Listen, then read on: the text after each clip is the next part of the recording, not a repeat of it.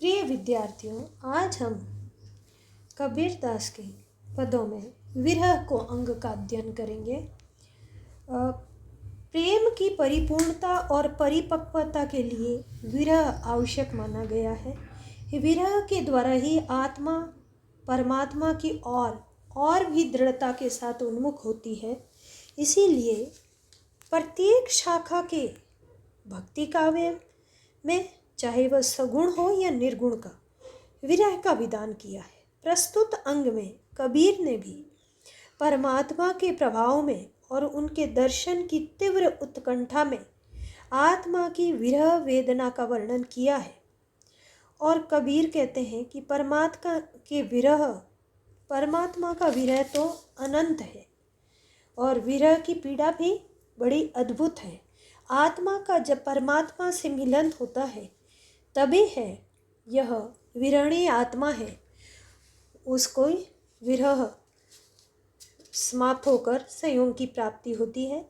विरह वेदना को कबीरदास जी बहुत ही सुंदर शब्दों में अभिव्यक्त करते हुए कहते हैं, अंबर कूंजा कुरलिया गरज भरे सब ताल, जिन थे गोविंद बिछुटे तिनके कौन हवाल। अंबर यानी आकाश और हवाल यानी रक्षक।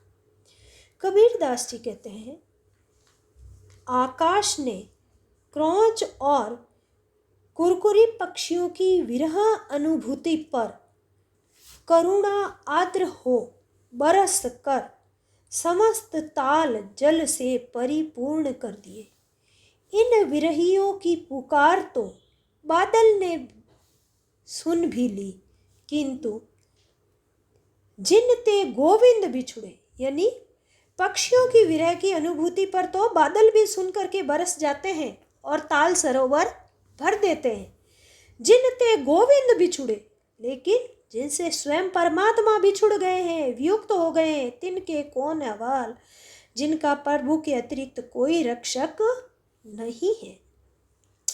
आगे के पद में कहते हैं, वासुरी सुख ना रैणी सुख, ना सुख सपने माई, कबीर बिछुटिया राम सो, ना सुख धूप न छा। बांसुरी यानी दिल। कबीरदास जी कहते हैं कि राम वियोगी को न दिन में न रात में सुख है, न सुख सपने माई, न ही उसे स्वप्न में सुख है। उसे प्रिय की वियोग व्यथा ही सर्वदा व्यतीत किए रहती है। जो राम से बिछुड़ गया है उसको ना सुख धूप न छा, धूप और छाया कहीं भी हो उसे सुख प्राप्त नहीं होता है। मुआ पीछे जिनी मिले, कहे कबीरा राम, पाथर घाटा लोह सब, पारस कोणे काम। मुआ यानी मृत्यु, जिनी यानी यदि। कबीरदास जी कहते हैं, हे प्रभु, यदि आपका दर्शन मृत्यु के पश्चात हुआ तो वो किस प्रयोजन का, क्या फायदा। पाथर घाटा लोह सब, वह तो उसी प्रकार निरर्थक है जिस प्रकार कोई पारस पत्थर की प्राप्ति के लिए लोहे को प्रत्येक पत्थर से घिसकर समाप्त कर दे, तब उसे पारस पत्थर की प्राप्ति होने से क्या महत्व है। इसमें दृष्टांत अलंकार है तथा वेदना की अभिव्यक्ति है। आगे कबीरदास जी कहते हैं, ये तन जालू मसी करूं, ज्यूं धुआं जाई सरगी, मति वे राम दया करे, बरसे बुझावे अगी। मसी यानी राख, सर्गी यानी स्वर्ग, मति यानी संभव, अग्नि यानी आग, विरह की पीड़ा दुख। कबीरदास जी कहते हैं कि विरह की इस असहनीय अवस्था में ये इच्छा होती है, मैं अपना ये शरीर भस्म करके राख कर दूं। ज्यूं धुआं जाई स्वर्ग, जब मेरी अस्थियों का जो धुआं ऊपर आकाश में फैलेगा तो संभव हो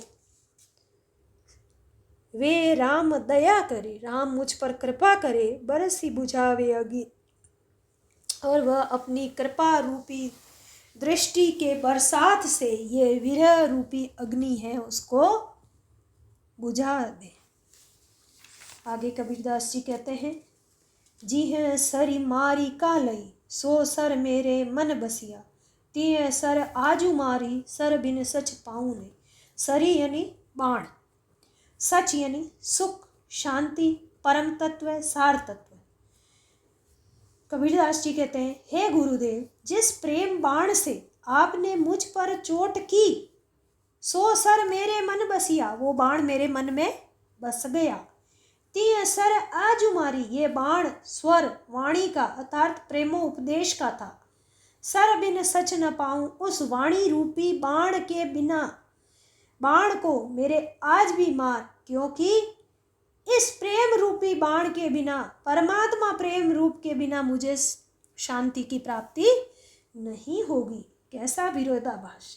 जो बाण शरीर को बांधता है वो प्रिय लगता है, ये कबीर जैसे प्रेमी के लिए ही संभव है। वीर भुअंगम पेशी करी, किया कड़े जे घाव, साधु अंग न मोड़ी, ज्यों भावे त्यों खाओ। पेशी करी यानी बैठ कर, प्रवेश कर गया। अंग न मोड़ी, विचलित नहीं होना, स्थिर रहना। कबीरदास जी कहते हैं, भुअंगम यानी सर्प, विरह रूपी सर्प ने है वो शरीर में पेशी करी, प्रवेश कर लिया है।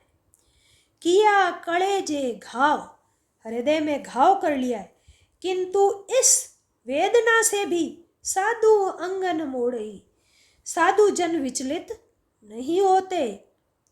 ज्यों भावे त्यों खावे, विरह रूपी सर्प की जो इच्छा होती है उस रूप में उसे अपने को खाने देते हैं। अर्थात साधक विरह की कठोर यातनाओं में भी पथ विचलित नहीं होते हैं। उपर्युक्त पद में रूपक अलंकार की बहुत ही सुंदर अभिव्यक्ति हुई है। सब रंग तंत रबाब तन, बिरे बजावे नित, और न कोई सुन सके के साईं के चित। रंग, रग, शिराएं, तन, पशु चर्म से निर्मित जो तांत होती है, तंत्री होती है, जो बजाने के काम आती है। बाब, एक तारे के समान तंत्री जिसे जोगी बजाते हैं। शरीर रूपी तंत्री पर शिराओं रूपी तांतों को विरह नित्य बजाता है। विरह वेदना से सिरों पर सिराएं झंकृत होती है, और इससे जो संगीत निकलता है उसको दो ही लोग सुन सकते हैं, और न कोई सुन सके, और कोई नहीं सुन सकता। दो कौन सुन सकते हैं? क साईं, या तो उसे प्रियतम परमात्मा सुन सकते हैं, या चित्त मेरा हृदय, मेरा मन जो अनुभव करता है या जो भुगत रहा है वही जान सकता है। आँखड़ियाँ झाई पड़ी, पंथ निहारी निहारी, जी भड़ियाँ छाला पड़िया, राम पुकारी। विरह वेदना की परम पराकाष्ठा का वर्णन करते हुए कबीरदास जी कहते हैं, आँखड़ियाँ यानी नेत्र, झाई यानी मंद, रोशनी कमजोर हो जाती है तब झाई पड़ती है। प्रिय आगमन का मार्ग तकते तकते कबीरदास जी कहते हैं, मेरी नेत्र ज्योति है वो मंद हो गई। और पंथ नियारी यानी राम का रास्ता देखते, जी पड़िया छाला पड़िया, और राम को स्मरण करते करते मेरी जीभ में छाले पड़ गए।